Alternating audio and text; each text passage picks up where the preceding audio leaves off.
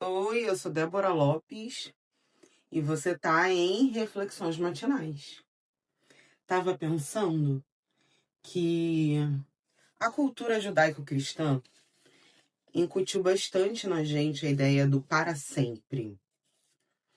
E raras são as vezes que a gente para perceber como que a ideia do para sempre guia as nossas decisões e os nossos passos. Mas antes de eu falar sobre isso, eu queria fazer um parêntese aqui. Vocês sabem que fomos colonizados pelos portugueses? E nisso, a gente não perde só a nossa cultura toda, a gente não perde só as nossas terras, porque já eram terras habitadas, a gente não perde só a nossa identidade cultural, mas aí a gente também vai perder a nossa relação com o tempo. Se você parar para pensar, e não sei se você já teve acesso a esse tipo de informação, os povos originários não percebem o tempo de maneira linear, porque aprendem na natureza que o tempo ele é cíclico, que na natureza nada dura para sempre. Talvez a gente possa falar de tempo sobre uma visão dos povos originários em outro episódio, para que esse episódio não fique tão grande. O ponto aqui que eu quero destacar é, olhando a natureza, os povos originários percebem a natureza como algo que vai crescer, dar seus frutos e iniciar um novo ciclo. Então, além de perceber que a natureza é cíclica, tem esse movimento cíclico, os povos originários também não percebem o fim ou a morte. Eles percebem um novo renascer. Muito bem.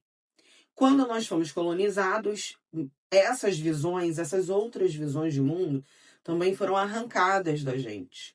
E com isso, foram colocadas no lugar outras visões de mundo. E uma visão de mundo muito forte é a visão do para sempre. A gente percebe o para sempre como uma medida máxima de valor, como se aquilo que é eterno é mais verdadeiro ou mais valioso. Porque se for um arranjo de flores que eu vou comprar na feira e essas flores morrerem no sábado, eu vou pensar se realmente compensa o valor, se realmente compensa pagar o preço que o feirante está vendendo aquelas flores. A mesma coisa uma roupa. Às vezes a gente está apaixonada numa roupa, olha o tecido e percebe que é um tecido muito fino. E a gente pensa, mas não vai durar tanto assim, será que vale a pena? Será que compensa? Mas, quando a gente para observar a natureza, a gente vê que todas as coisas têm o seu próprio ciclo, têm o seu próprio tempo de existir. E perceber a natureza ensina o que pra gente? Faz a gente olhar o valor das coisas não pelo tempo que elas duram, mas sim pelo o quanto de importante aquilo é na nossa vida, ou aquilo nos traz prazer. No caso de uma árvore, a reflexão não vai ser sobre quanto tempo essa árvore vai durar, mas a reflexão vai ser: vou aproveitar dessa sombra enquanto essa árvore estiver aqui. Ou vou comer esses frutos enquanto eu posso contar com essa árvore. E aí eu quero voltar para o ponto original dessa conversa. Quando a gente percebe e deseja o para sempre, a gente para de pensar no presente e aproveitar o presente. A gente se questiona se realmente vale a pena pagar o preço, o valor daquela coisa, uma vez que aquela coisa não vai durar tanto assim, né? E mais do que isso, se é para sempre, e aqui é o ponto mais importante desse episódio de hoje. Se é para sempre, eu não preciso me preparar. Porque não é para sempre? Se é para sempre, esses recursos vão durar indefinidamente. Na natureza, todos os animais se preparam, porque os ciclos mudam. Então, lá a história da cigarra e da formiga, a cigarra ficou tocando, mas a formiga ficou se preparando.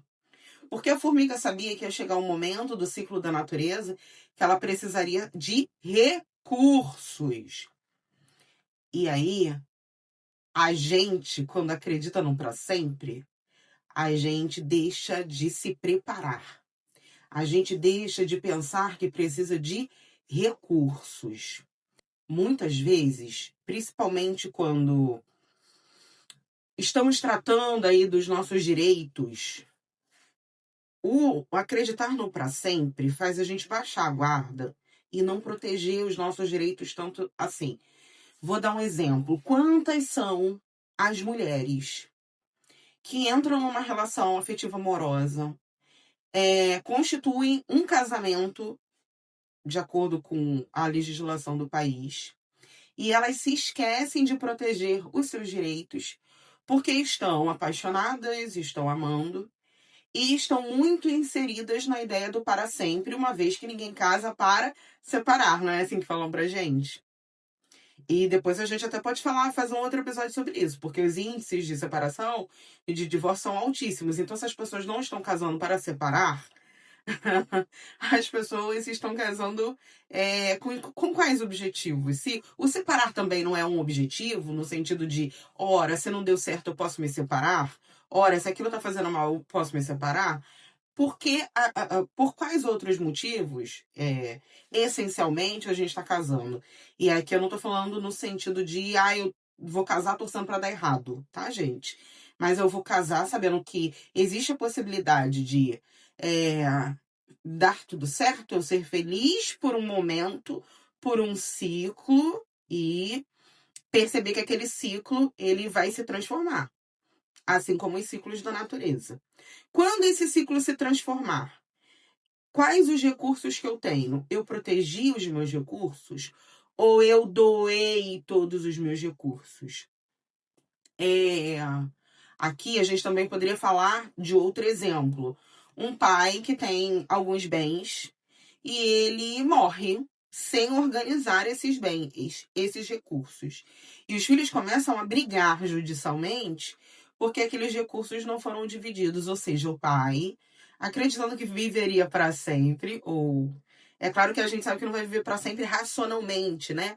Mas culturalmente, intrinsecamente, percebendo que não quer a morte, ou que não quer que a morte chegue, o pai não vai se preparar para quando aquele ciclo mudar. E nisso ele deixa os seus descendentes, os seus filhos, uma situação onde eles vão precisar resolver aquele ponto. Se o pai tivesse entendido que o ciclo em algum momento chegaria ao fim, ou se renovaria, né, para as pessoas que acreditam em outras coisas, ele teria se resguardado e resguardado os filhos, já organizando judicialmente o que era de cada um. Então, gente, a ideia do para sempre é uma ideia muito perigosa. Muito perigosa. E é também uma ideia muito forte na gente. É uma ideia que guia as nossas decisões todos os dias. Eu dei exemplos aqui. Eu não quero comprar essa blusa porque ela não vai durar tanto tempo. Mesmo que a gente não pense e não oralize o para sempre, né? Tem aqui uma ideia do, não vai durar tanto tempo, então ela não tem valor. E aí uma flor tem menos valor, né? Eu lembro da Jenny Nunes, que pergunta no Felizes por Enquanto, que é o livro dela. Uma flor tem menos valor porque ela vai morrer, o suco de manga vai ter menos sabor da manga porque a gente vai tomar esse suco. Então, quando a gente é expropriado da nossa própria cultura, porque nossa cultura original era uma cultura dos povos originários. Quando a gente é expropriado da nossa própria cultura, a gente fica à mercê dessa outra cultura que nos causa muito mal. E um mal tão grande, tão forte, que além de definir as nossas ações do dia a dia, faz a gente acreditar que não precisa organizar, guardar os nossos recursos para quando o ciclo ele se transformar. Eu queria terminar esse episódio, né, te alertando. Independente de qual seja a sua situação, pense nos seus recursos e pense como proteger os seus recursos. Porque a única certeza que a natureza dá pra gente é que os ciclos mudam e que a gente precisa estar preparado para quando eles mudarem. Ah, mas os povos originários não lidam com a natureza guardando recursos. Tudo bem, a gente pode conversar sobre isso no próximo episódio. Um beijo e até outro dia.